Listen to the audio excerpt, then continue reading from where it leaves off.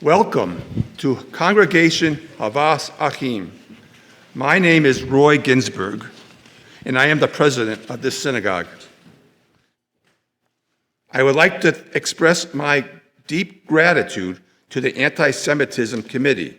They include the following: Paul Bieber, who was our chair, Dr. Lisa Lenau, Sarah Patriquin, former State Senator Jay Kahn, Sarah Vogel, and Rabbi Dan Aronson, and myself. As we are a Jewish community, I am hoping that this panel discussion will assist us in making wise decisions about our security. And now I'm turning this presentation over to our spiritual leader, Rabbi Dan Aronson. Thank you, Roy. Well, good afternoon, everyone. There is a story that is told about two Jewish men. They're sitting on a park bench reading newspapers. And one man is reading the Jewish Telegraph, and the other he was astonished to see that his friend was reading the Nazi press. How can you, a Jew, read that garbage? He questioned. Why not? Replied the other. When I read Jewish newspapers, all I read is about anti-Semitism and vandalism and how everybody hates us. But when I read the Nazi newspaper, I see only good things. We Jews own Hollywood, we control the media, we're doctors and lawyers and bankers. How can I not feel good? So it's all a matter of perspective. When we talk about anti-Semitism in this community, there are various ranges of concern, even various ranges of acceptance about talking about anti-Semitism publicly. Everyone has a different perspective. So this afternoon's program will give us a little bit of a reality check regarding anti-Semitism here in New Hampshire and here closer to home in the greater Keene area. And we have distinguished panelists who will be guiding us in this discussion. And I'll share their biographies a little bit later as they each speak individually. But just a quick introduction to those who are joining me up here on the bima, as we call it in Hebrew, the raised place. Peggy Shukur from the Anti-Defamation League, Rob Malay, Superintendent of Schools for SAU 29, Ahni Malachi, the Executive Director of the New Hampshire Commission for Human Rights, and Sean Locke, the Assistant Attorney General or an Assistant Attorney General and Director of New Hampshire's Attorney General's Civil Rights Unit. So thank you to the four of you for making the time to be here, and for some of you traveling quite a distance to join us as well. We're going to begin with a presentation by Peggy giving us the big picture of what's happening regarding anti-Semitism nationally and here in New England. After each speaker, I will pause so that you can write down a question on the index card that you were given. After the program, by the way, you can all go miniature golfing because you're armed with a pencil. When you write a question, please write it legibly. Write your first name and write your question, and then one of our ushers will be around to pick them up. We will save all of the questions for our discussion after all of the speakers have shared their perspectives with us. So each speaker will also have a total of 12 minutes with a 2-minute warning at 10 minutes. Okay? So With that, let me introduce our first speaker. Peggy Shukur serves as the Interim Regional Director for ADL New England, or I should say the Interim Director of ADL New England, where she is engaged in all aspects of ADL's mission to stop the defamation of the Jewish people and to secure justice and fair treatment to all. I think you probably have a cape and an invisible airplane, too, that goes along with that mission. She's actively involved with ADL New England's program delivery, community relations, and advocacy initiatives across Maine, New Hampshire, Massachusetts, Rhode Island, and Vermont, with an emphasis on developing community partnerships and initiatives that advocate for justice, equity, and fair treatment for everyone.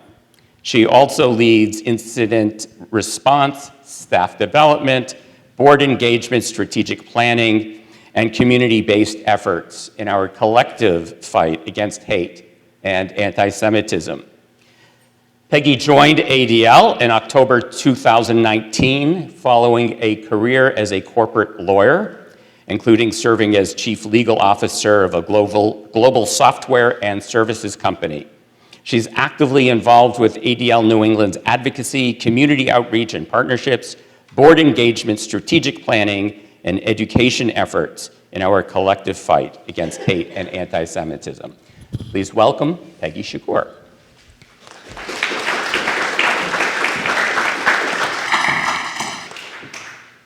Well, thanks for having me. I will tell you that shortly after I started at ADL, our regional director said, you need to go to New Hampshire and meet with Senator Keene. He has a bill for Holocaust and genocide education. He just introduced it. It's going to take forever for this to pass. These things have to be reintroduced year after year after year. And as I think probably most of you know, it got done in 1 year, I believe unanimously, and I think that's just a really nice testament to Senator Keene's leadership and the can-do attitude in the state of New Hampshire. So pleased to recognize that today.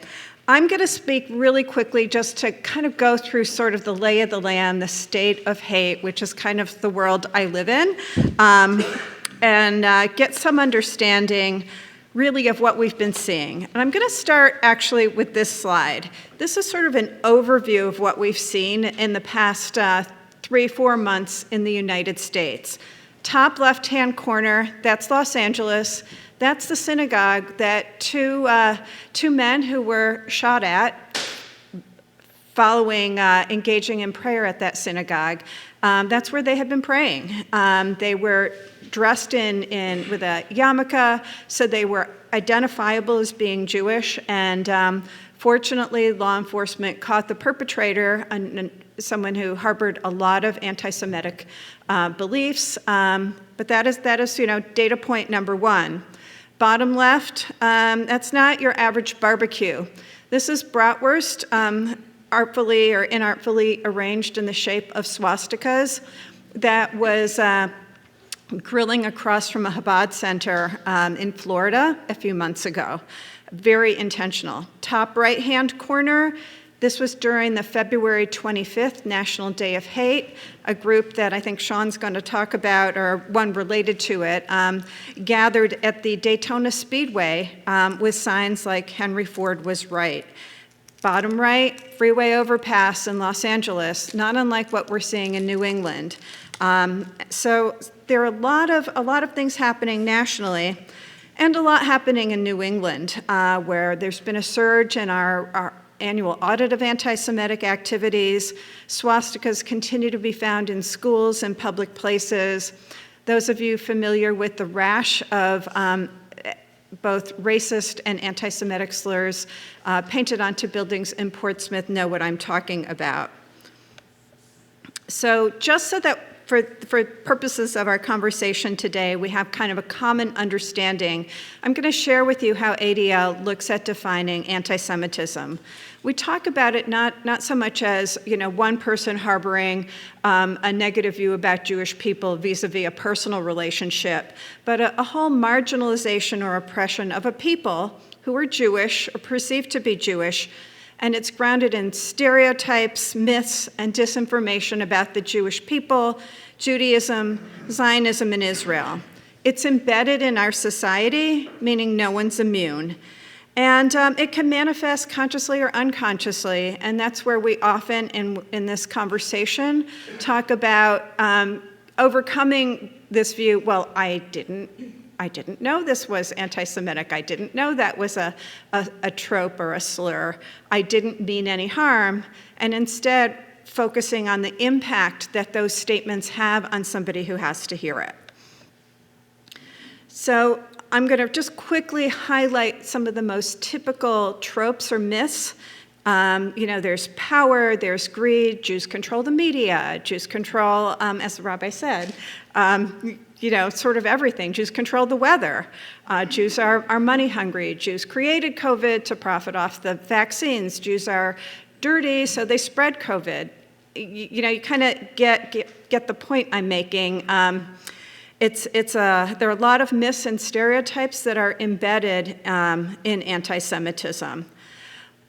By location, the number of anti-Semitic incidents that ADL tracked in 2022, we just released these numbers, was close to 4,000. They take place in all kinds of locations, even cemeteries, often in non-Jewish schools, sometimes in Jewish schools, most often in public areas. In New England, you can see anti-Semitic incidents have gone up after a low in 2020, which was sort of, an unusual year because of the beginning of the pandemic. But we had 4 incidents of assault, 104 incidents of vandalism, and 96 of harassment. So that increase is something that is concerning really to all of us. This little screenshot is New Hampshire. You can see the location of where these incidents are. Don't worry about memorizing this. I'm going to tell you, you can always find this kind of map real-time on the ADL website. It's called the heat map, and you can search by state, even by town, to find the latest incidents of anti-Semitism, and you can expand it to see incidents of white extremist propaganda, for example, another related problem that is really plaguing this region. This is a little bit of an eye chart, but you will be able to see, if you go to that tracker, the types of incidents we've seen in New Hampshire in 2022. Sometimes it's a situation where a classmate of a Jewish student will shout anti-Semitic comments. It's often swastikas on a street sign or some other public place, parks vandalized by swastikas, kill all Jews on public places, often a park. A group called the Goyim Defense League, which, as one of its ways of spreading fear and intimidation in a community, fills Ziploc bags with hateful information and spreads them on people's driveways. Another point that we can talk about is that 63% of American Jews feel less safe than they did 5 years ago. Anti-Semitic attitudes are on the rise. More than half of Americans believe at least one of those anti-Semitic conspiracy theories I touched on earlier. 8 million believe every single one of the major tropes that we talked about. And this number, surprisingly, went up in our most recent report. Last point that I really want to make for now, because I want to stay on time and leave room for conversation, is just the importance of Holocaust education. I want to point this out not only because Yom HaShoah is in 2 days, but because this is something New Hampshire is doing really well. New Hampshire didn't just pass this law for mandatory Holocaust and genocide education, created a commission to make sure that it was implemented. And right here at Keene State, there's one of the leading centers on Holocaust and genocide education, and that, I'm sure many of you know just how incredibly generous that institution is to many institutions throughout the country in helping them adopt and implement Holocaust education at every level. We are hosting a webinar on Tuesday at noon on unsung heroines of the Holocaust, and the new director, Kate McConaughey, will be one of the speakers talking about the good work being done at Keene, but it is something you can also tune into as part of your way of commemorating Yom HaShoah. But I think the point I want to make here, and this is some very new research from ADL, that the average number of those anti-Jewish, anti-Semitic tropes that are endorsed by people, that goes down when people have some knowledge, some Holocaust and genocide education. That in and of itself should be a really tangible piece of information that can be used by all of us to note the value of this and the importance of it. So sort of with that, I'm gonna leave this here. How am I in time? You have 5 more minutes. Oh, really? So you'll have to, I'll fill the time with a few more things then. I was thinking that I had a lot of content. But let me continue to go through then and just give you a few examples of other ways we're seeing anti-Semitism. We are seeing it in elections and politics to an extent not seen in the past. Those of you who followed the Pennsylvania governor's race may recall that the opponent to Governor Shapiro made a big point about the elite schools, the elite private schools that candidate was sending his children to, happened to be Jewish day schools. Top left is a tweet from a candidate for sheriff in Norfolk County, or Bristol County in Massachusetts. And this is something that was repeated by Governor DeSantis a few weeks ago about the impact of George Soros and his followers on elections. Now, we saw that raised a few weeks ago in New York, with the implication that George Soros, being someone who's Jewish, is someone with outsized influence and someone with money who then is able to influence, in this one case, the indictment of former President Trump. In the case of this sheriff's race, it's just another dog whistle about and code and proxy for Jewish wealth and power and that myth. So we're seeing that and continue to see it even more brazenly than we have in the past. I'm going to take a minute here, too, to add the data point of white extremist propaganda in the U.S. I mentioned those Goyim Defense League Ziploc bags. This also includes a group known as NSC 131. They were, for example, at the Seacoast Theater in Portsmouth last year before a drag story hour. I know they've made some appearances over freeway overpasses, and Sean and the Attorney General did something that I will let him talk about, but that was really unprecedented and a very positive development as we try to figure out ways to hold groups like this accountable for the hate they are spreading. But we do have an issue with white supremacist propaganda surging in New England, with some of these groups stating that they are focusing on New Hampshire and New England. And this is just an example of the Goyim Defense League and the copycats and the sort of tactics and stunts that they are pulling. So we will, I think at this point, I'm gonna end here, and we can move into what each of us can do as we get into the discussion. Thank you very much, Peggy.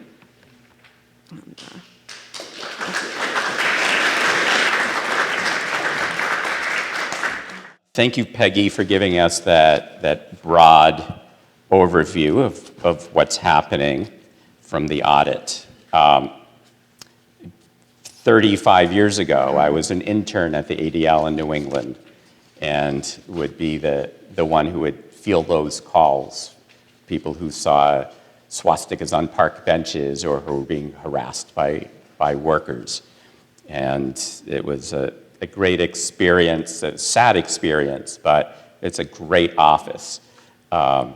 Really great professionals, and I'm so glad that you're there with that team now. Rob Malay is the superintendent of schools overseeing the 7 independent school districts that comprise SAU 29. Rob's tenure with SAU 29 began in 2015 following his relocation to his home state after a 22-year career with the Guam Department of Education. Guam Department of Education apparently being a feeder for New Hampshire schools. He graduated from Springfield College and received his Master's of Education and his Postmaster's Educational Administrator Certificate from the University of Portland. I'm assuming that's Oregon. Okay. Mr. Malay has served as a classroom teacher, athletic director, and administrator over the course of his career. In his current position as superintendent of schools, he maintains the same student-centered focus that has guided his journey in education from the very beginning. I have to say that my family and I, we moved here to Keene in 2020, in July of 2020, with the pandemic in full bloom. And my wife and I were just so incredibly impressed by your leadership at that incredibly difficult time. So I want to thank you for that. And so tell us about what's been happening. We've been reading about things in the schools, and I'd like to hear your perspective on all of that. Sure. First, I apologize. I didn't do a presentation of any sort, but I think it's important for me to begin with kind of painting a picture of the landscape of SAU 29, and maybe even a little bit more than that, because there's often confusion between the Keene School District, SAU 29, and what they all mean. The Keene School District is a single district under the supervision of SAU 29. As a superintendent of SAU 29, I have the distinct pleasure and honor of overseeing 7 independent districts like Rabbi just shared with you, and that includes Chester. Rob, if you put with the handheld mics that are cordless, it's to be like right up to your mouth. Is this better? Yes, makes a huge difference. Well, okay. My apologies. So in my role, I oversee the 7 independent districts of SAU 29, which include Chesterfield, Westmoreland, Keene, Marlborough, Harrisville, Nelson, and Marlow. I did that geographically in my brain, not alphabetically like I usually do. The one commonality that all of these districts have is that all of our students end up at Keene High School. But beyond those 7 towns, those 7 independent districts, we receive students that come into Keene at some point or another in 4 other towns: Surrey, Sullivan, Stoddard, and Winchester. So now we're looking at a footprint of 11 towns in this part of New Hampshire. But it gets bigger. The footprint over at Keene High School, over at Arch Street, also receives students who come into Keene High for career technical education training from both Fall Mountain and Monadnock High Schools. So all in all, that footprint of students underneath that roof over on Arch Street hits 22 towns in this part of the state. That was an intentional pause because that's huge.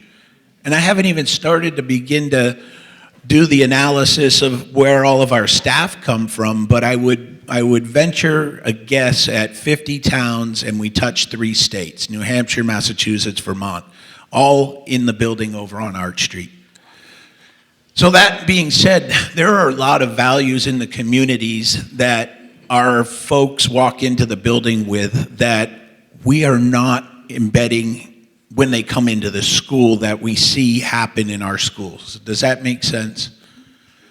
There are a number of behaviors that take place in our schools that we're not teaching. We're not teaching kids how to vape. We're not teaching kids how to fight. We're not teaching them to be discriminatory or racist or anti-Semitic.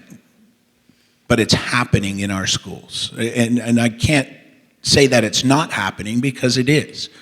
One of the things when I first arrived in this role that we identified was our ability to capture disciplinary data. And I really don't like the term disciplinary data, but I don't have a better way of classifying it. When students misbehave, we need to record it and track it and see where our issues are. And so back in 2015, it was all over the map. So we made a really concerted effort, and I see somebody who was part of that effort sitting over here to my left. We redefined what the more egregious behaviors were, and we got that work done back in 2016. From there, we attempted to do a better job of recording disciplinary offenses or administrative offenses in all of our buildings. And the reason we want to do that is because when you record that and you're sitting down with a student over time and you see behaviors that have been reoccurring, then there's deeper issue that we need to address. And if we're not recording it because we are worried that, well, if we put that into his record or her record, we've now labeled them, it doesn't help someone later. So we really kind of dug in and said, we've got to do a better job of this. We started that in earnest in 2018. We started getting much better at that, and then the pandemic hit, and things sort of trickled off because we were in school, we weren't in school, we were part-time school, or half the kids were in school, half the kids weren't in school. So it disrupted our data flow.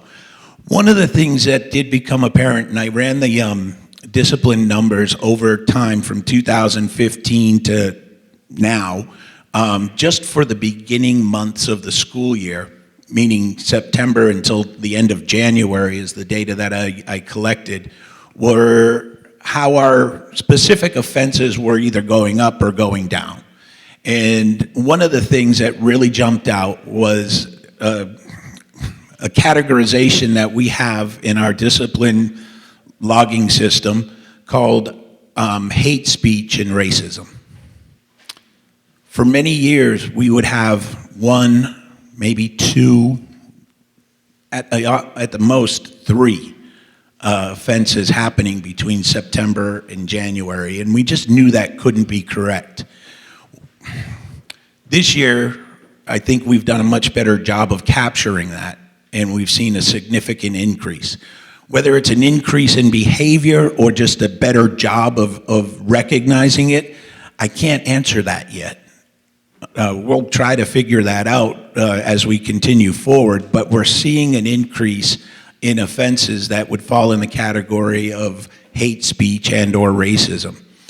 We've done a lot of educating, because that's really what we do best, of you see something, say something. Not saying something because you don't think anything is going to happen doesn't help the problem go away. Ignoring it doesn't help the problem go away. And so I think we're getting more reports, and we're able to identify the persons that are responsible for it. There are swastikas that are being carved in our bathrooms. Our principal is so diligent about, as soon as it goes up, she'll shut the bathroom down until it comes down.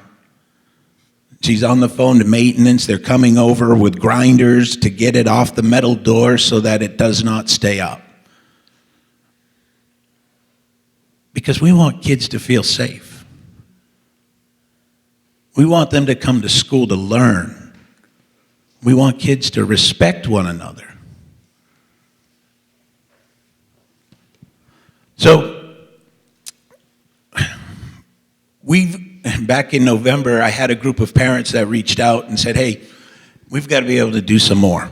And so we sat down and we started a conversation, which is where I'm hoping we'll go today as well, a bigger conversation, which leads to bigger conversations, with action that kind of trickles in there as well. We sat down back in November with a group of folks and said, what can we do? How can we move this forward? We put out a pretty stern message in January for Martin Luther King Day, recognizing that it is not acceptable, it is not tolerated, and those who are responsible will be held accountable for any form of discrimination. Now remember, 22 towns are where our kids are coming from. We're not teaching this in our schools. We're seeing it, and we just can't say that it's okay, because it's not. We can't ignore it. So we've put that message out. More recently, we have started a effort to create a more robust, probably about a 5-year strategic plan for the entire SAU. There will be language that I am 100% confident included that will help us address some of the behaviors that we're seeing in our schools.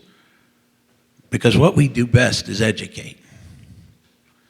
So thank you for the invitation. I do look forward to the conversations and seeing how this might help us with our work in the schools, you know, and more so for our community, all of our communities, the 22 and beyond. Thank you very much, Rob. So while the two Sarahs are collecting the cards, I'd like to take this opportunity to welcome our Emmy Award winner, because every panel on anti-Semitism has to have somebody who's won an Emmy Award. Ahni Malachi is the executive director of the New Hampshire Commission for Human Rights. She assumed that position in April of 2018. She also serves as the chair of the Governor's Advisory Council on Diversity and Inclusion. Prior to her current work, Ahni was the public service manager for 6 years at WMUR here in New Hampshire, where she managed and executed public service messages in cooperation with New Hampshire nonprofits and community organizations. She's won several New Hampshire Association of Broadcasters awards for creative public service campaigns. And perhaps the highlight of her work in television was a collaboration with the Federal Drug Enforcement Agency, the DEA, in 2018, for which she received an Emmy Award that you can visit in her office. In 2017, Ahni received an official commendation from the New Hampshire Department of Safety, the state police, for the I Am a New Hampshire State Trooper PSA campaign in support of the organization's recruitment efforts. Did you happen to get a badge that you can show us? So I do have a badge, but it's related to my job, which I never carry because the police might take me away. Okay. So. All right. And just one final note is that Ahni's father was a civil rights leader in the mid-'70s in Atlanta, where he was the first ombudsman appointed nonpartisan civil service position to ensure that all citizens had a path to receive due process after investigative or administrative hearings concluded. So Ahni believes her steadfast personality and genuine desire for all to feel heard allows her to see past surface issues and look to the heart of any matter. So we are thrilled to have you with us, Ahni, and look forward to hearing your perspective on anti-Semitism. Rabbi Aronson, thank you very, very much. And good afternoon, everyone. I so appreciate the opportunity to be here. And my dear friend, Senator Khan, we have conversations sometimes, random conversations about a variety of things at different times of the day. And he is always somehow surprised when he calls and I go, yes, Senator, how are you today? How do you have my, because it's locked into my cell phone. So I know it's you when you call. And let's see what you'd like to talk about, and let's figure out how to answer those questions. So thank you, everyone, for having me here. As Rabbi Aronson stated, my job is the Executive Director of the Human Rights Commission. Very confusing title, because one would imagine that we deal with human rights issues, clean air, clean water, places to live, but we really don't. So a better title or more specific indication of what we do is we operate in the area of civil rights, and specifically looking at the 1964 Civil Rights Act, but even more specifically, it's New Hampshire's laws against discrimination. So the commission was created in 1965. I was not there then. But it's been around since then, small but mighty, and a very small staff. There's 10 of us, including myself. At this present time, we have 5 investigators, and we cover the entire state. Our area of areas of jurisdiction are employment, housing, public accommodation, and as of 2019, public education was included. So public education, that umbrella, specifically K through 12, but it means public schools, public charter schools, and public academies. So if someone has a charge of discrimination, if they feel like they've been discriminated against, whether it's based on religion, race, creed, sex, gender, national origin, and there are a few others, they can certainly call us and file a charge. But additionally, what we do is if there's a business owner, whether it's the employer of someone or a place of public accommodation like a hotel, a theme park, a restaurant, where someone would be, if someone in any of those areas, if you're an owner of that, have a question about something, they can call us as well. Now, we do not provide legal advice. We're very good about that, right, Sean? Very good. Yes, we do not provide legal advice, but we can give information based on what the law states, whether it's understanding if you're an employee, and I keep going back to employment because we do more employment cases than anything else, but it doesn't mean that we're not open and available to receiving charges in the areas that I've mentioned before. But let's stick with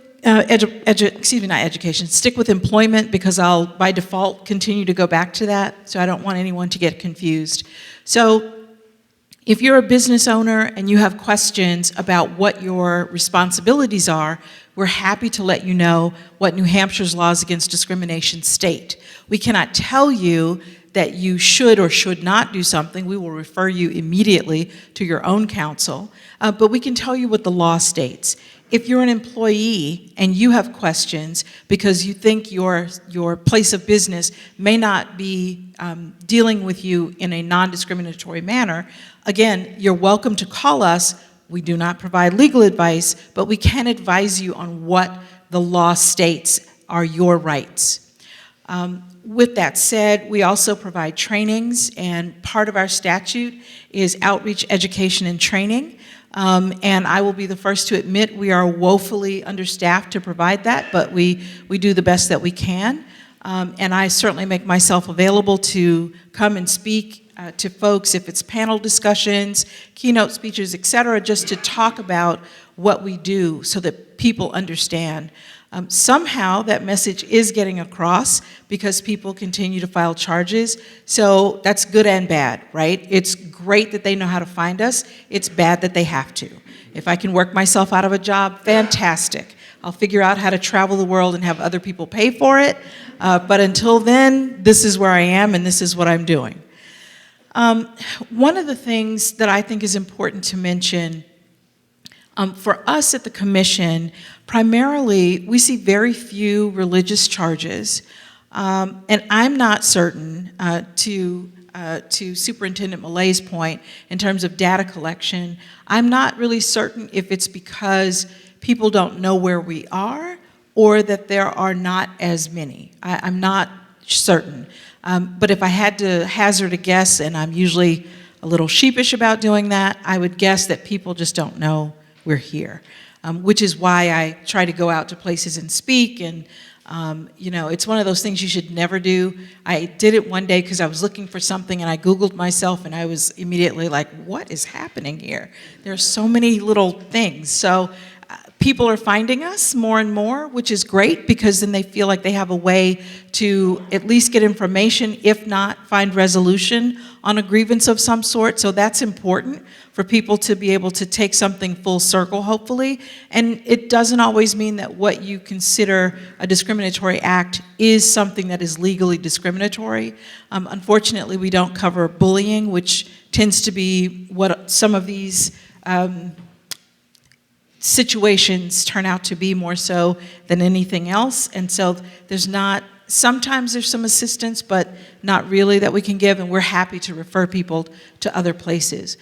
Something that I think is important to mention, along with, that certainly that we partner with the Department of Justice and specifically with Sean in the Civil Rights Unit, I feel like I can be bold and say this in this religious space that we're in. There are times where you have people who are good and well-meaning and make mistakes. You have times where there are just, if you want to attribute it to bad people, but you also have people that there's a spiritual issue, which is, I believe, the larger part of what we're dealing with. And so in my limited learning in this particular space, whether it's the shadim that you're dealing with, if you want to call it that, in terms of how people are acting with each other, or if it's all natural things, I had a bad experience with someone who looked a certain way or did a certain thing, or I've heard from someone that these people are, put whatever discriminatory description you'd like to add, whether it's a combination of all of those things or not, certainly we can look at that. I think we should, and look at that and see, to have a even better understanding of what we're dealing with. Because even I know on the administrative law side, which is where we operate, you can't really enforce your way out of something. If there's a heart condition, that's something that certainly you can have consequences. If you're doing something you're not supposed to and you break the law, absolutely there are consequences for that.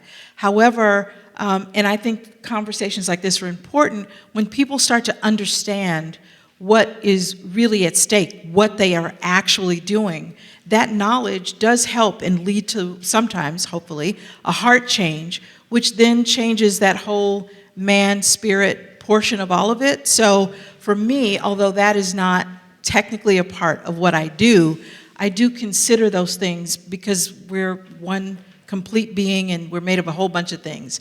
And so I think that's also important to take into consideration. Again, it doesn't mean that you don't apply consequences, because that's important. That certainly is a corrective measure.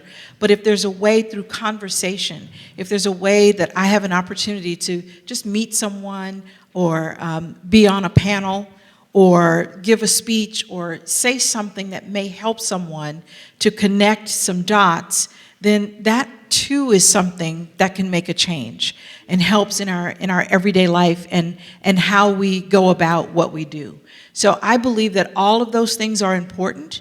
And although where the commission and where I sit is in the area of discrimination, the things that we see do not rise customarily to the level of a hate crime. However, Senator Khan and I have had this conversation several times, actually, but it could simply be that when you're entering into an area of discriminating against someone based on immutable characteristics, that in and of itself is an opportunity for a doorway to open into something bigger, worse, heavier, darker, however you'd like to describe it or characterize it.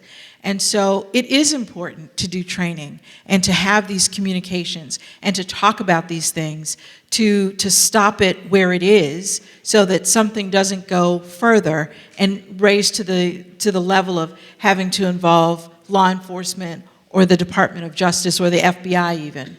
And so I believe that all of those things are important. And I think what we do is important, although it is much smaller in scale than what Sean would do, but definitely important nonetheless. And so that's how we approach what we do, and hopefully we're making a difference. I know, good, bad, or indifferent, we are seeing more and more charges come in every month, and the only solace I take in having more charges is that more people are finding us and understanding and having an understanding or a better understanding that they have a place that they can come and that people can call, whether you're on the business side or the individual side, to start to understand what your rights are. Because when you understand that, sometimes you walk just a little taller and you've got a friend somewhere who can at least take this information and help you do something with it. And then that person shares the information with their coworkers or other friends who may not know there's a place that you can call that can give you advice or give you, advice in air quotes, but information about what the law is so that you can go about your life and at least feel a little bit better. I don't know. It's one of those things sometimes it's cold comfort. But we're all here today for one reason, and it's to make sure that everyone knows what everyone else is doing and that there are opportunities to move things forward in a positive way. And I think if we continue to communicate and continue to work together, that there's a lot that we can do. So thank you all, and I look forward to questions that you might have. Thank you very much. Thank you.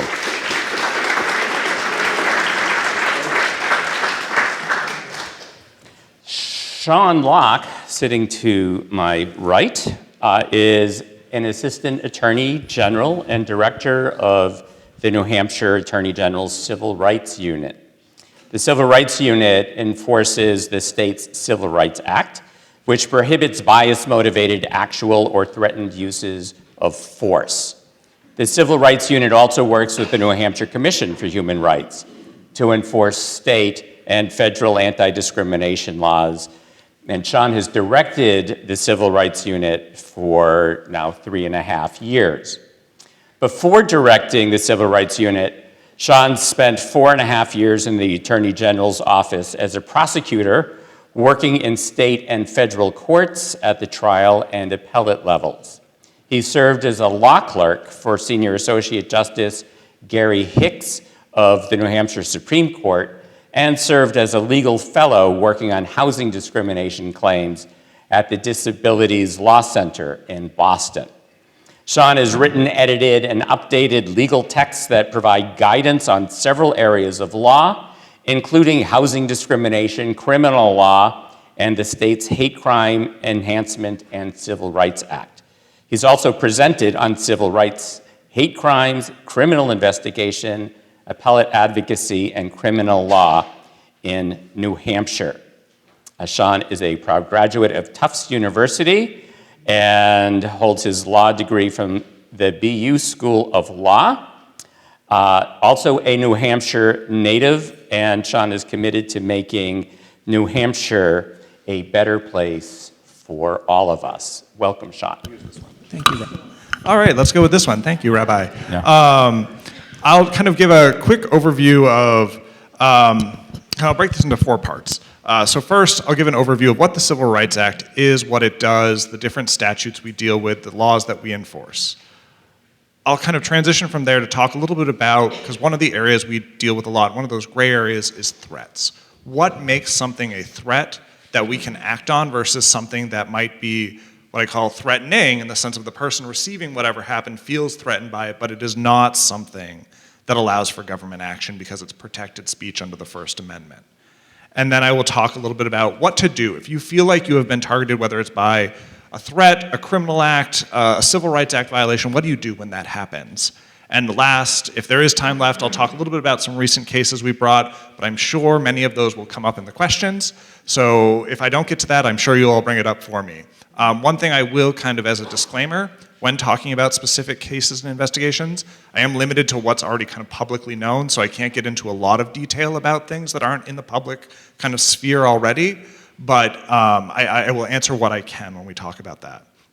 So let's get started with what is the Civil Rights Act? That is the bread and butter of what I work with, what I enforce. It's a statute in New Hampshire. It's been on the books since 2000. It prohibits actual or threatened uses of physical force, violence, property damage, and trespass upon property that are motivated by a person's protected characteristics. So that includes race, religion, sexual orientation, gender identity, disability, national origin, and several others. And those acts, they're generally designed to interfere with the rights of another. So preventing someone, and when I say rights of another, it doesn't have to be your right to vote or your right to engage in free speech. It's your right to live safely in your community. It's your right to worship freely. It's your right to walk down the street or live in your home unharassed. I mean, it is any lawful activity that you are engaging in. So it is both those high level, they're enshrined in the Constitution, and those day-to-day things that we do in our lives that are protected under the Civil Rights Act. We also work with local law enforcement. When I talk about violence, physical force, property damage, a lot of times those run parallel to criminal offenses that might occur if you were to experience one of those. So we work closely with local law enforcement and our federal partners to address the criminal side of these incidents as well. So whether or not criminal charges are warranted in particular cases, we work with law enforcement to identify those and to make sure they're prosecuted to the fullest extent possible, and to make sure when it's warranted that the hate crime sentencing enhancement in New Hampshire is applied. In New Hampshire, any criminal offense can be a hate crime. We have our model language from the Anti-Defamation League that has been on the books since the 80s and has been amended several times to add additional protected classes. But the way it works is any criminal act, there isn't a law that is, this is a hate crime. It is any crime that is motivated by the victim's protected characteristics makes something a hate crime. So it's an additional element that gets added to the criminal case or the criminal charge that says, I'll go with an assault. Someone shoves someone because of their religion. That is an additional element that now, so we would have to prove initially that the person, unprivileged physical contact, they weren't allowed to touch the person that they shoved, they weren't given permission, there was no consent, and that they did so, they were motivated by that person's religion when they shoved them. That is what we would have to, or their perceived religion. It doesn't matter whether you're correct. So, there's a case that deals with this, where there were the individuals that were targeted for threats.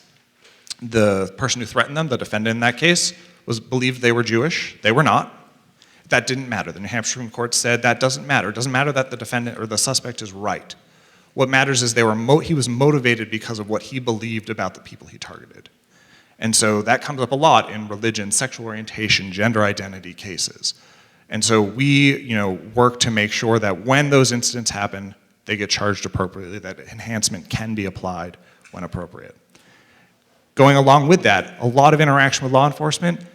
I go around, I train law enforcement. Every police officer that goes through the police academy gets training, a 2-hour block of training on hate crimes, how to identify them, how to investigate them, why it is so important to identify and investigate them adequately and thoroughly, how to work with victims of potential hate crimes, and make sure that they are getting the support and services that they need to be able to kind of live safely and kind of be in their communities and feel safe and supported as they go through the criminal process. So every officer gets that. That started in, I believe, 2020, if I'm recalling correctly, and that came as a result of protocols that the then Attorney General Gordon MacDonald issued that required law enforcement to report potential hate-motivated acts to the Attorney General's office, to the Civil Rights Unit, so that we can kind of work with law enforcement to better investigate these cases and make sure that when we have the ability to take action under the Civil Rights Act or can work with law enforcement to bring a hate crime charge, we can do so. We also work closely with the Commission for Human Rights to enforce the state's anti-discrimination laws. The priority in our cases, though, that we get when it comes to what we receive for complaints or referrals from law enforcement are going to be the Civil Rights Act cases. Those are threats of violence. They are harms to the community. They're always going to kind of rise to the top when we're looking at what we do to and what we're going to prioritize in investigating. The upside of anti-discrimination laws is that members of the public can go to the Commission for Human Rights to file complaints. The Attorney General doesn't need to bring those cases. The Civil Rights Act, we're the only ones who can bring those cases, which is why it's so important that we prioritize those. And then community outreach, opportunities like this to educate the public, to talk to the public, to learn what's happening, what you are seeing and experiencing, so that we can better direct our resources. The Civil Rights Unit is a single attorney, it is me. I am the entire Civil Rights Unit. And that's why I work really closely with local law enforcement agencies. I work closely with other state agencies to use those resources that already exist so that my job becomes a little easier. I can rely on police officers to do a thorough investigation and give me a file that lets me take action. I can turn to the Commission for Human Rights and say, hey, what's going on with this particular case? It seems like, from what I'm seeing, more serious than just a person who might be entitled to damages. It sounds like this business doesn't have the right employment practices. How can we fix that? And we work together to kind of use the resources that the state has at its disposal to make sure that we can kind of fully enforce the law and effectively enforce the law. So then, kind of that's what the Civil Rights Unit does. It's a lot. I love it. It's great work. It's challenging work, but it's worthwhile work. It's important work. I describe what I do as making sure that we are meeting the floor of what anyone should expect in a fair and just society. You should not be excluded from opportunity. You should not be targeted because of who you are, how you worship, who you love, what color your skin is. That should never be happening. And that's the floor. That's what anyone should expect living in the world.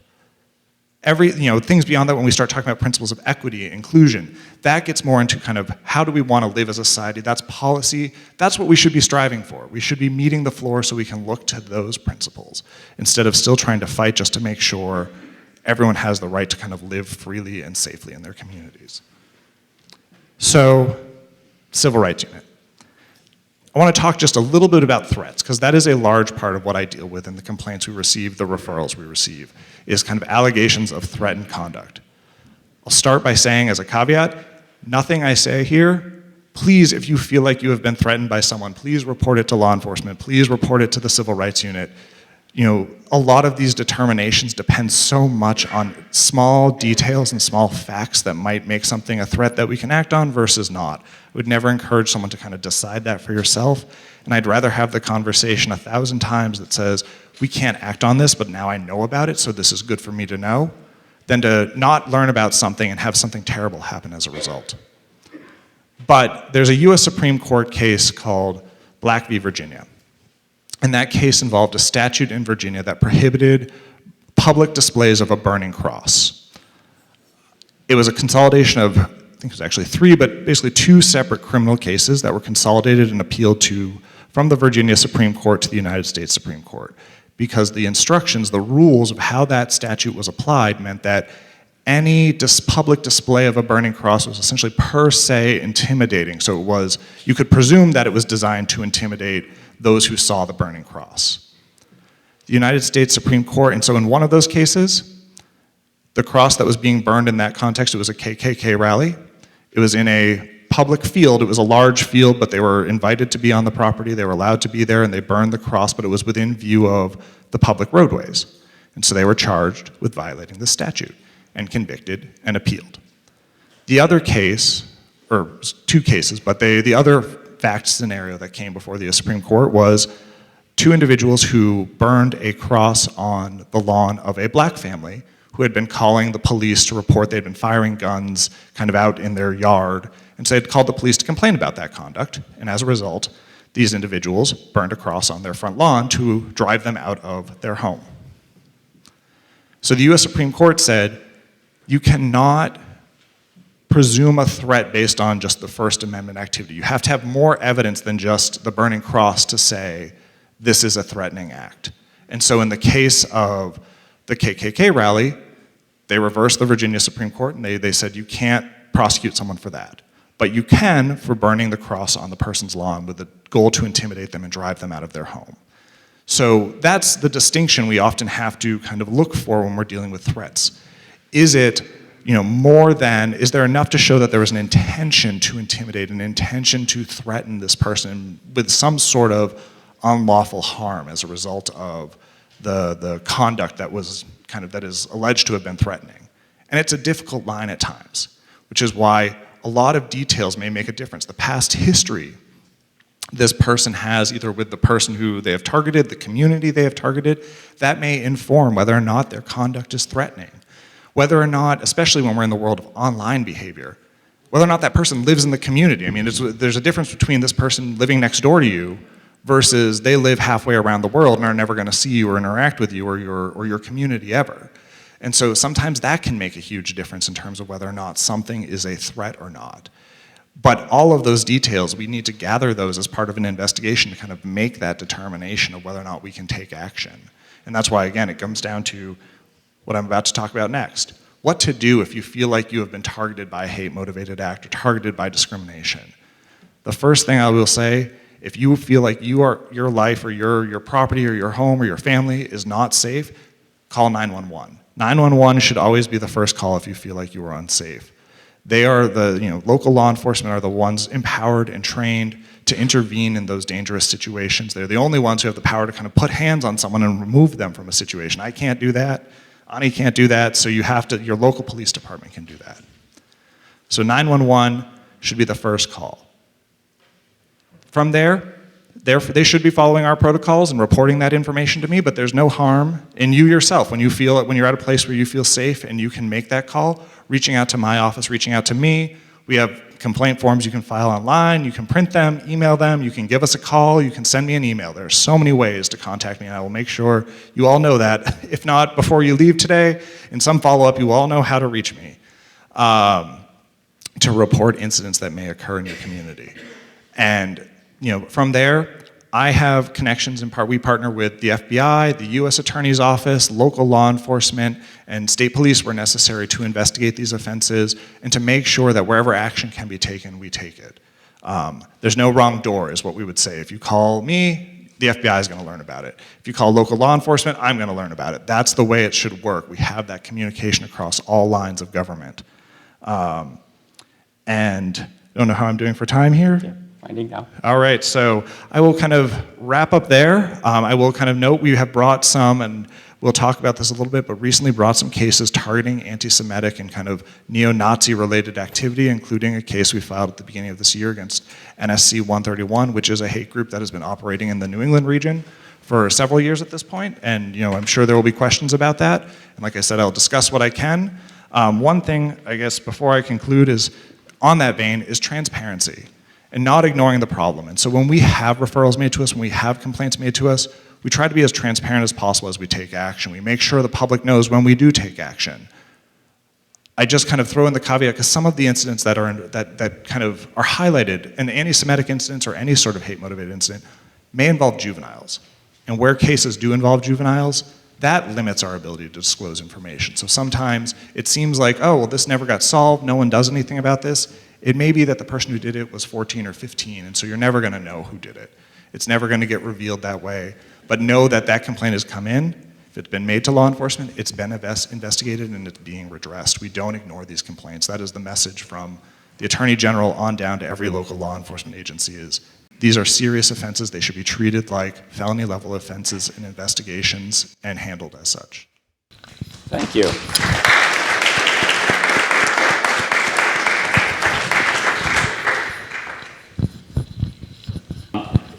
Thank you so much. You've offered us so much to think about. Before we get to the questions, I'd love for you to have an opportunity to speak with one another, to respond to anything that one of your fellow panelists have said, or perhaps to probe something that they said. And I've turned up the volume and the gain on these, so these should be working just fine. They're brand new microphones. So with that, Peggy, you can also take a pass if you'd like. Oh, sure. I'm just trying to think. I had questions for each of you. But maybe I'll start with you, Rob. I thought it was so interesting when you talked about that sort of dip in reporting in the December time period. And I'm wondering if how you communicate and create a culture where people think reporting is actually good, because I think that has to be based on some trust that something is going to happen. And that's one part of my question. The second one is, you talked a lot about the sort of disciplinary statistics. How do you also use these incidents as a teachable moment? I've sometimes talked to teachers who say, we feel like the school administration, I'm not saying it's yours, tries to sweep things under the rug because they don't want a bad reputation. How do you deal with those sort of environmental, cultural things so that you bring this out in the open? Because it's clearly there, but how do you deal with it? So great questions. I don't think that anyone's intentionally trying to sweep anything under the rug. I think Sean talked a little bit about confidentiality in the work that he does, and sometimes when there are offenses and we put it out there publicly, we've now brought attention to specific individuals and we're in violation of federal mandates. We've had that happen. And then we hear from the Office of Civil Rights and we're responding to violating the offender's civil rights, which would feel very backwards to people who were the victims to begin with. And so it's really hard to highlight disciplinary data when it's too microscopic that it could identify either intentionally or unintentionally an individual, or even more than one individual. I missed the first part of your question again. I'm not sure I remember which order, but the second piece to it is there's often a focus on the perpetrator, but sometimes less a focus on the victim. So how do you help encourage, sort of saying, the impact of, say, a swastika or the use of the N-word, on all those students who are the victims? Yeah, the first part, I think I remember now, was that how do you encourage reporting? And that's a huge challenge when you're working with kids. No child wants to be known as the snitch. They don't want to be the tattletale, because that's bad. But what's happening is worse. And so it's about shifting that mindset to say, hey, you know what? Reporting is cool. When I can get teenagers to believe that and to realize that, then we'll get better reporting data. But as it sits right now, I could walk down the hallway of Keene High School and I could say that there would be a number of students that might witness something who will say absolutely zero because they don't want to be that snitch. However, we are seeing a lot more momentum where students might not say something to our administrators, but they might go to a grown-up or another adult, or even go home and tell mom or dad. So that's where we're getting a little bit more ground. It's like, look, if you don't feel comfortable talking to somebody in the school and reporting this, then at least tell your parents. Because then I'm counting that the parents are going to call the school, report it to the school, and we'll be able to look into it a lot deeper when we know about it than when we don't hear about it at all. So that's the big shift. Our principal at the high school, who happens to be in attendance today, so big wave to you, Dr. Gallagher, thank you for being here, has worked with a group from Antioch, is that correct? The Antioch group? Yes. Somebody from the county attorney, somebody from Keene State, and then a local facilitator. Right. So they're trying to identify ways to provide supportive measures to students in the school who might be victimized, if you will.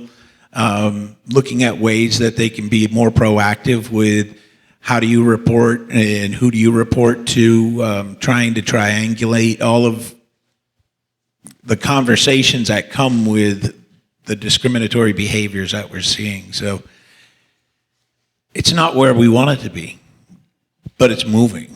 And that much I'm really grateful for, that it is moving. I mean, we're all here because nothing's where we want it to be, but we all want to keep it moving. I actually just want to quickly point out that I left some information out in the hallway.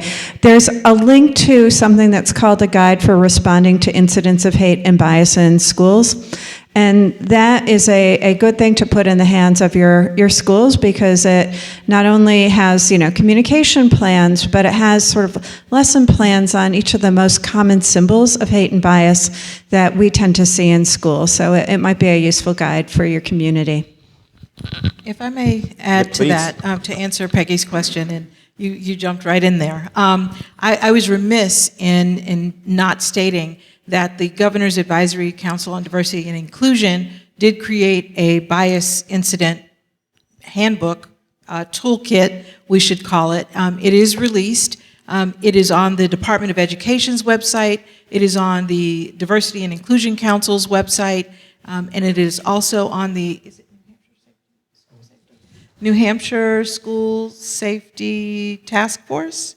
So it's on their website as well. We leaned very heavily on the ADL's information, so there's a lot of what Peggy is talking about in the ADL's guide that is in ours as well.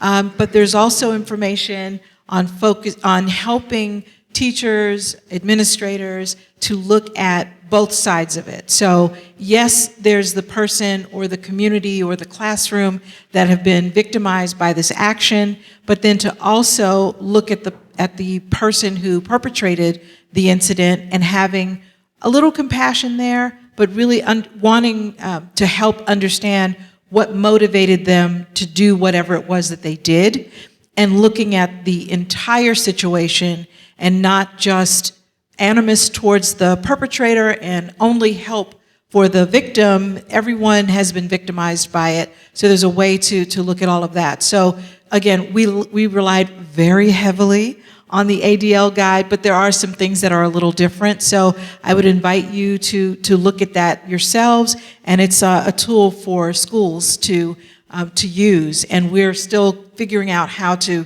really disseminate the message so that all of the SAUs know that this is a tool for them to use.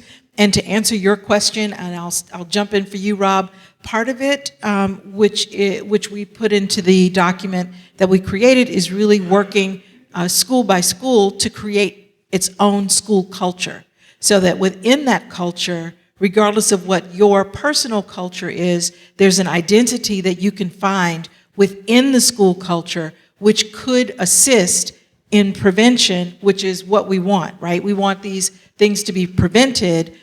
Unfortunately, if they aren't, then there are ways to address it on the other side. But part of what we put into our toolkit is really working to create a positive school culture so that everyone feels that they belong, and then moving forward from there.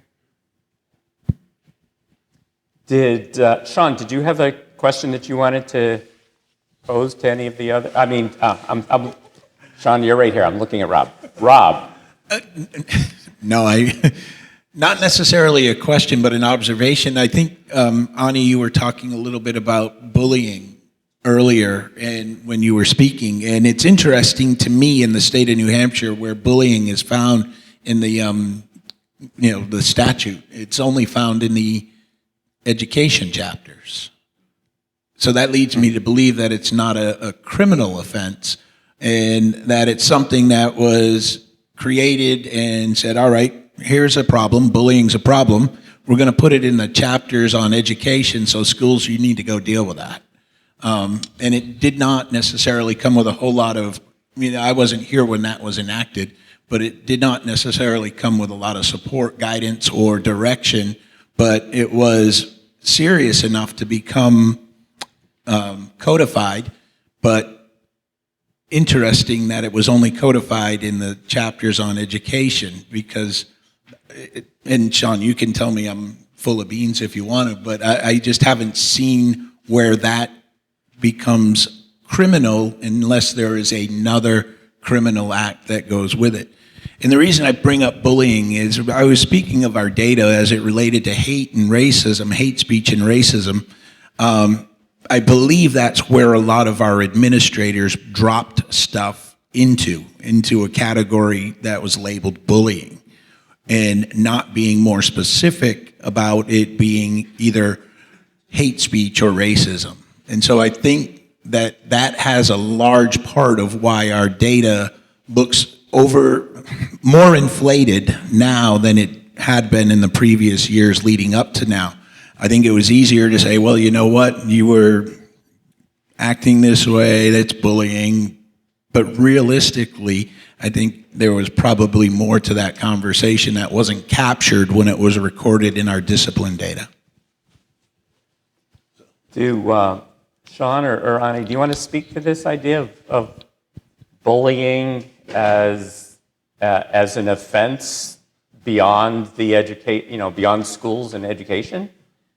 How do you deal with this? I'll just say a little bit that we don't really have a way of operating in that area. And so certainly, primarily, we focus on adults, right? But if that bullying turns into something that is identified based on someone's protected class status, then that becomes a discriminatory act which we have authority over and can move in that area. Outside of that, one would hope that workplaces, schools, et cetera, have whatever their policies are and their procedures to just deal with bullying as it's in and of itself, because that could end up, again with us, depending, it could create a hostile work environment, which then it's something that affects everyone. So even if I'm doing something and I'm simply bullying Sean because of whatever, and then my bullying with Sean turns into something based on his protected class status, and other people are witnessing it, even if they don't come forward, it is still affecting the entire workplace. So when we do trainings, we talk about those elements to put forth the idea that even if it's bullying, it is something that should be addressed.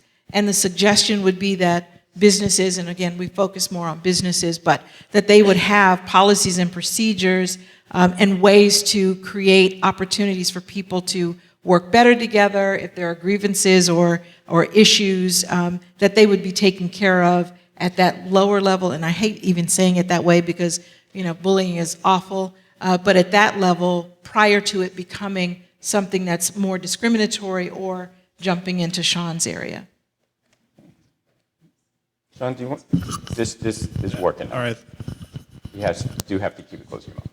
Let's see. Okay, yeah, I don't have a lot to add there, but I did actually have a question that flows from the bullying discussion, and particularly thinking about schools, because obviously, like the examples of like someone carving a swastika into kind of the stall of a bathroom, clearly within the school. But how does that how do you engage with that with a lot of the online activity that kids engage in outside of school? So you've got your kind of social media conversations, Snapchat conversations that are occurring both in and out of school.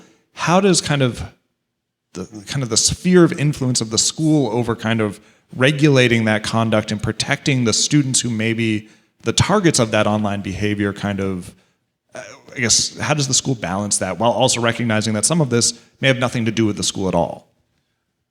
Yeah, that's an awesome question because that happens quite frequently, right? With these things being so prevalent in the social media channels that students access, it can become incredibly disruptive. And so your question, if I'm understanding correctly, is where does your boundary of influence kind of stop and go? And it really doesn't, it's kind of blurry. It's very blurry. If there are offenses that are taking place in cyberland that carry into the school, because even though it started in cyberland, or even if it wasn't over electronics, even if it was at the county fair where something started there, if it starts trickling into the school and then it becomes disruptive to the school, we absolutely have that ability to use our administrative jurisdiction to address that and those behaviors. Pretty much. So one of the questions, Rob, that a number of people have asked is within the schools, when somebody has been accused of bullying or racism, anti-Semitism, or any of those offenses, what is your response to the quote-unquote perpetrator? And I'm interested in both disciplinarily, but also from an educational perspective or perhaps restorative perspective. You used the right word at the very end there, is something that we are working on growing. The response to the perpetrator, I just don't have a better word other than that, is that we have to give every single child due process by law and by policy. So we can't just say, well, someone told me you did this, you're guilty, right? We have to afford them their due process like we would anyone else. We're required to. And there isn't a standard, hey, look, you did this, it's 25 days of hard labor on the backfield over at Keene High School. I'm making that up. We don't do that. I was making that up. So,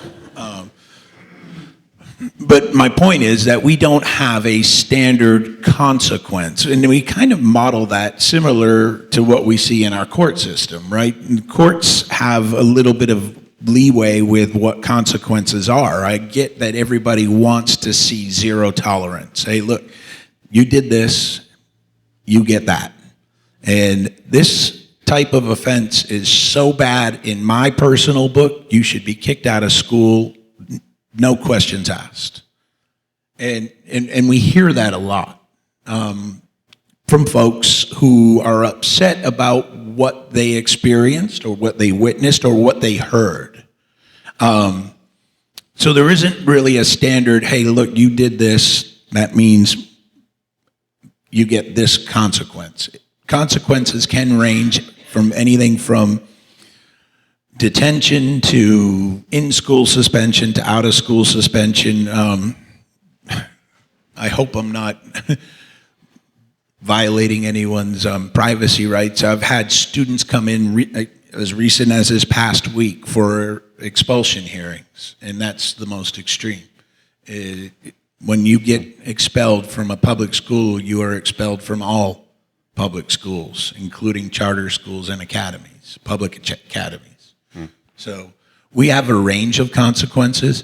Laws changed over the past 2.5, 3 years, where we have to demonstrate significant amounts of intervention before we can get to that most serious consequence, unless it is something that is already notated in the statute that we could go directly to an expulsion. However, gosh, I feel like I'm hogging the microphone.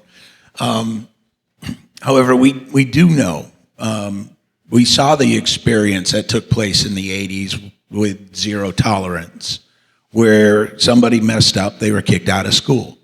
And it became known as the pipeline to prison. From school to prison, zero tolerance is the pipeline to prison, which sounds great. You know what? They're going to be a bad apple, kick them out of school, let them falter, let's get them in jail, and that's where they'll stay. It created a lot of unsafe communities. It created a lot of other social troubles in communities when schools became so rigid that they were expelling and kicking kids out of school. So I think what you touched on is the second part of your question is, all right, so what do you do after? What do you do after with the student who offended a policy or an administrative rule? And one of the things that I'm seeing become better or grow more and more in our buildings, particularly at the high school, is that restorative practice.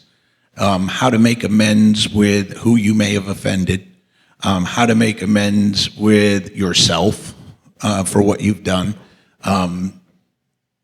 how to be able to distinguish what is acceptable, what is not acceptable, what is okay, what is not okay, putting supportive measures in place so that if you are maybe having a hard time on any given day, here are your options before you go and do something that is going to get you into further trouble. Putting those structures into place, I'm seeing grow more and more. But restorative practices is the one that I see gaining the most momentum. I wonder if Ahni or Sean, you could also speak to the concept of restorative justice from a legal and criminal perspective.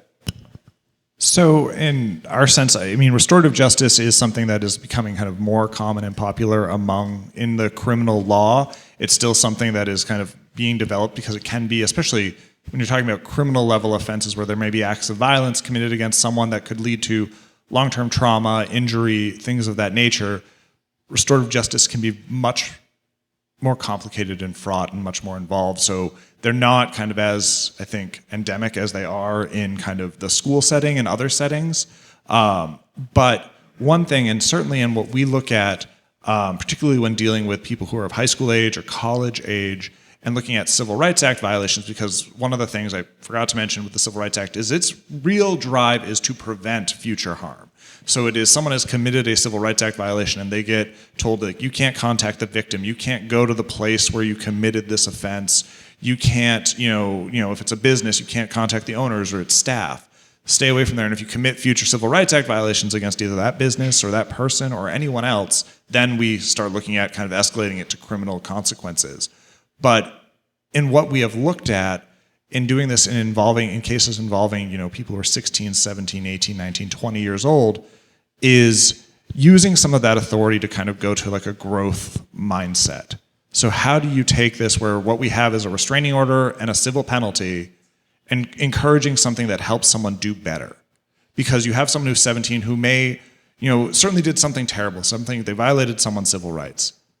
But that doesn't mean, you throw this person out, they're a white supremacist, they're a neo-Nazi, and they're irredeemable.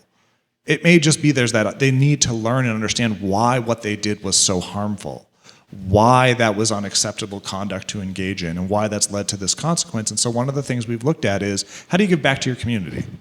We've looked at, in lieu of a civil penalty, community service work. In lieu of a civil penalty, do reflective work, do a paper, do some research, understand why that kind of racist term you scratched into the bathroom stall, or that's the history there, what it means and why it was so harmful to the community that was targeted or the person that was targeted. So that way not to do that in the future. You know why that is not acceptable. You know how to kind of live as a better person in your school, in your society. So that's one approach that we've started to try to adopt and model, again, particularly dealing with younger individuals. So I'm mindful of time. A number of the questions that we have are related to the causes of anti-Semitism and hate. And that's sort of one category of question. And the other category of question is, what can we do, what can society do to help prevent hate from taking root?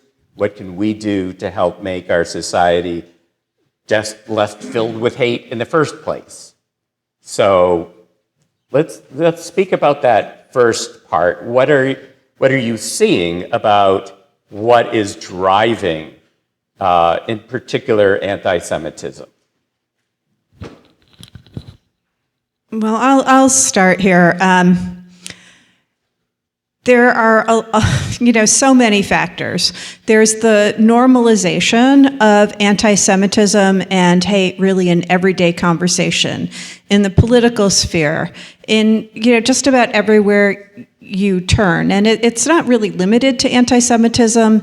It's, it could be anti-LGBTQ. It could be racist. It could be ableism, it could, all of the isms, the normalization of that in our world, in our political discourse, in our public discourse is alarming.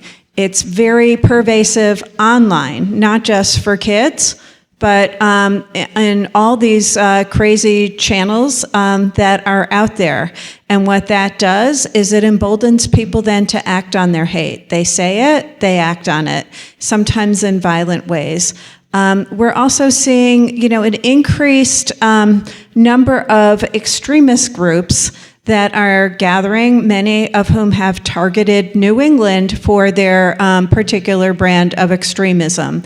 And they are what I like to call equal opportunity haters. One day it's the Jewish community, the next day it's the gay community, the next day it's the Black community.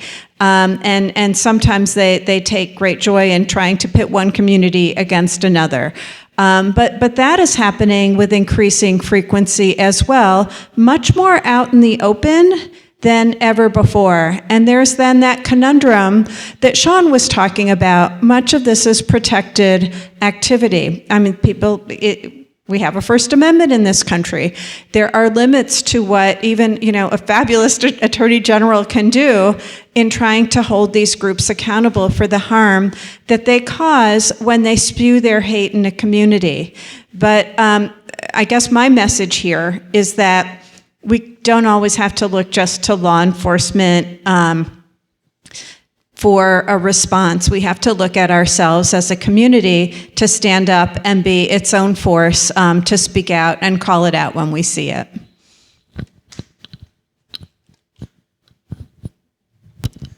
I agree with basically everything you just said.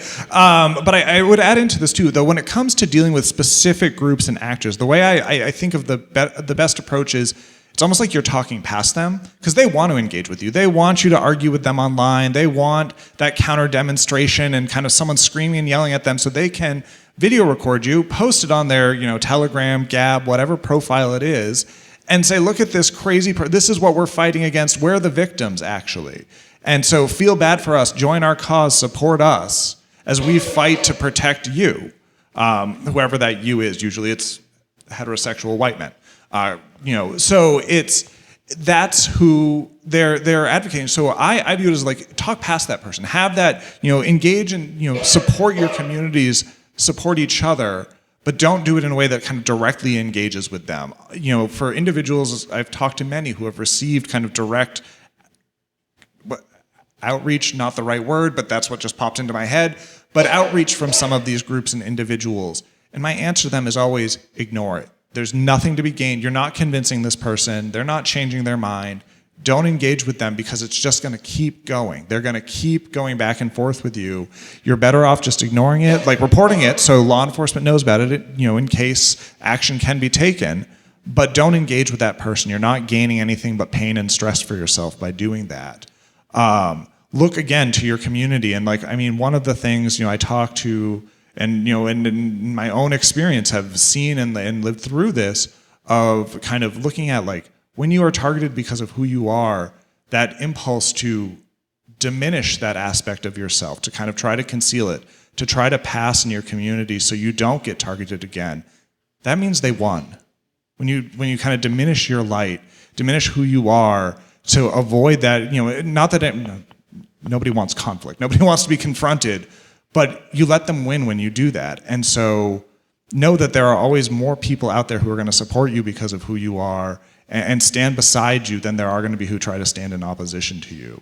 And so don't let it diminish who you are. Be who you are, kind of full-throated, full-heartedly, and be happy about that. And don't let those who would try to silence you succeed. A little answer from the commissions, because we don't specifically only deal with anti-Semitism, and we deal more broadly, certainly with discrimination. But one of the things that's important for me, as well as the commission, is the most important part of our statute is outreach, education, and training. And so if you're connecting with whomever, I can be anywhere, and, oh, what do you do? And I talk about what I do and who we are. That's the message that I really put forth. And to Peggy's comment, it is about community building. It's about being a good steward of your community. It's about doing your own individual outreach and knowing who the grocery store person is and smiling at the cashier, because you don't know who you don't know, right? But it's about hopefully being a really great person and being in your community, which sometimes it becomes the opportunity for people to get to know you who could have a discriminatory animus towards you for pick any number of reasons. But your connection, your kind word, who you are in your everyday life starts to change that perspective. And so although I'm only looking at this through a really small lens because I'm focusing actually on discrimination, I always tell people in any training that I'm doing, just be nice to people. It's a really easy thought, but somehow people forget. Just walk around and be kind. Say hello. If someone bumped into you, it could be because of a discriminatory reason, or it could just be that the person's a jerk, or they didn't see you, or those kinds of things. So if we practice more in our daily walk, just being kind to others, something like that spreads just as easily as being unkind. And yeah, go ahead, Rob.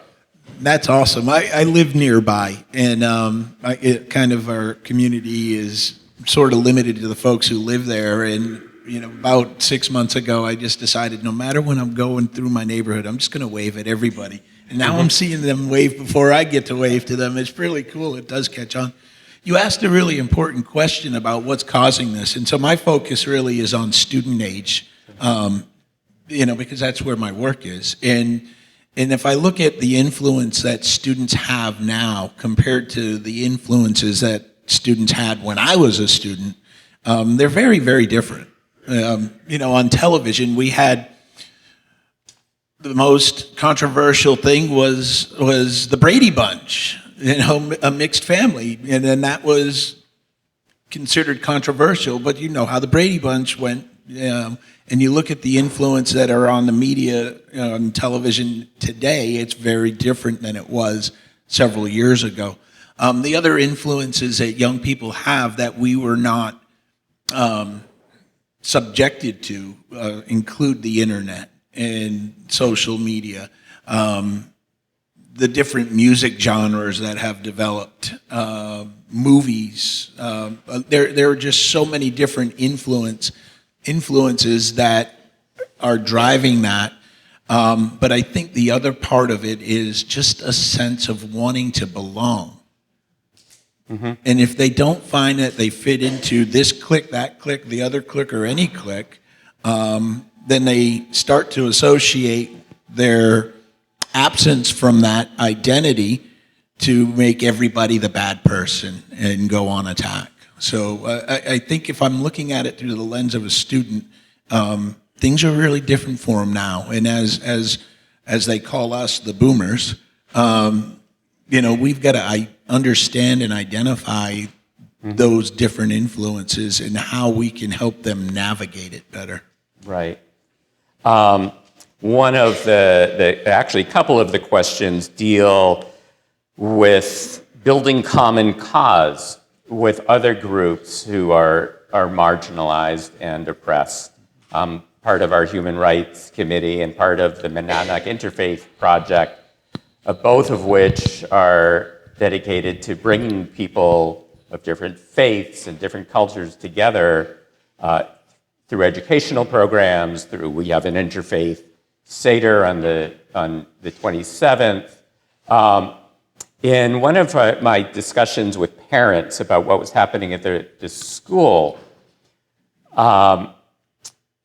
it felt like there was an opportunity in the high school for kids of different, ilks, Jewish kids and black kids, Hispanic kids, Latinos, LGBTQ kids, people with disabilities, to come together and build that common cause. And with this schedule shift from starting school a little bit later in the high school and then needing to sort of get out the door after school, like whereas when I was a kid in high school, we had all this time after school to do club stuff.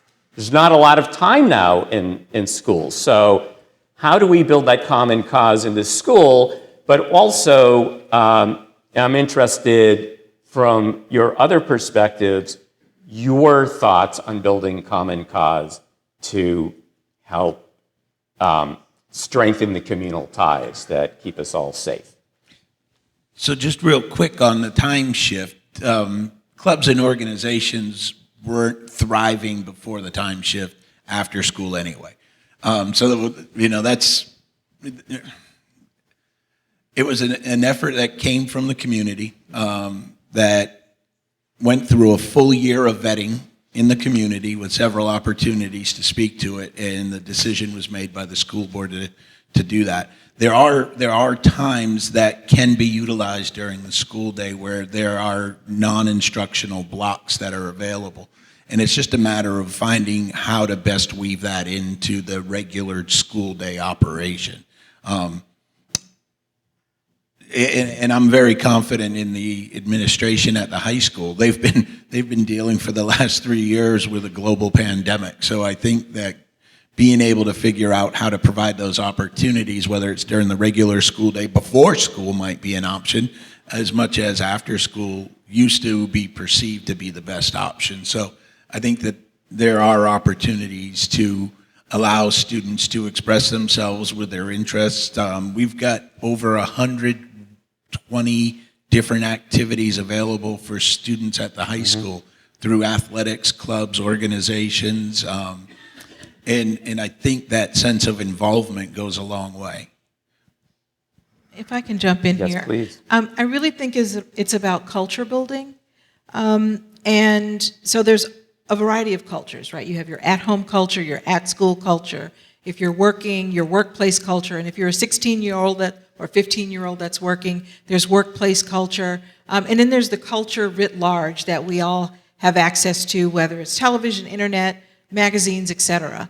And just as the commission talks about when we do our trainings, a hostile work environment, which is a negative workplace culture, it is the inverse of that would be a positive culture of wherever it is that you are. And I think if we as individuals think about the importance of the culture we would like to interact with, and if we, as we're out in the world, and especially at home, are influencing, being influencers, because there's Instagram and all of that good stuff.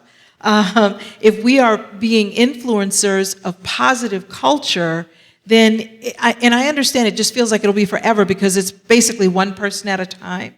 But, there's only so much you can do anyway, right? So it may become one person at a time. But then those people are reaching other people. There was a shampoo commercial a million years ago. Mm-hmm. I'm so dating myself. And the person used the shampoo, and then they gave it to another and another. And then you see the one box, and then it became 2, and then 6, and then 30 on your screen. And it really does happen that way, one at a time. So I think if we look at the opportunity to make an impression upon culture in every place that we are, I think those small things make larger ripples in the community as a whole and begin to make those changes that we absolutely want to see.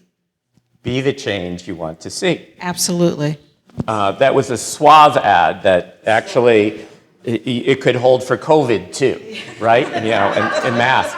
So a lot of people, there's so many cards here. We can't possibly get to all of the questions. There's a question about where does speech that's critical of Israel cross the line to becoming anti-Semitism. A number of people have asked about the Divisive Concepts Act and how that is playing out. There are so many other good questions as well that I'm sorry we just can't get to, which is one of the reasons why we didn't just have an open mic for the audience. So I want to thank you for your patience and your understanding, and especially thank you for your questions that have been really, really great, and thank you for coming here to support this program. Before I thank our guests, I want to give a shout out to 2 people in particular on the committee that put this together, and I won't call it the Anti-Semitism Committee, but that's kind of what we've been calling it. First of all, to Paul Bieber, who really, this is his brainchild, and he didn't want me to point him out as the chair of the committee, but he's really been the hub, and thank you so much, Paul, for your leadership.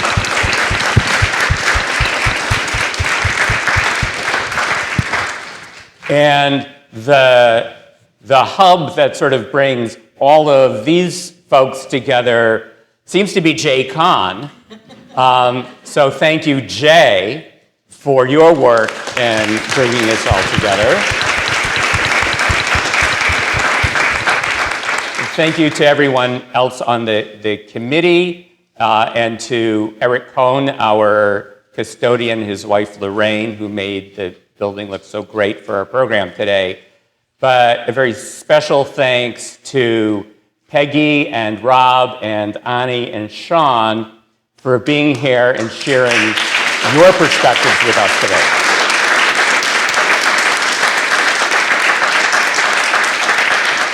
So I hope this will be the beginning of a conversation, not the end of a conversation, and that we'll have more opportunities to get together and things to celebrate in the future.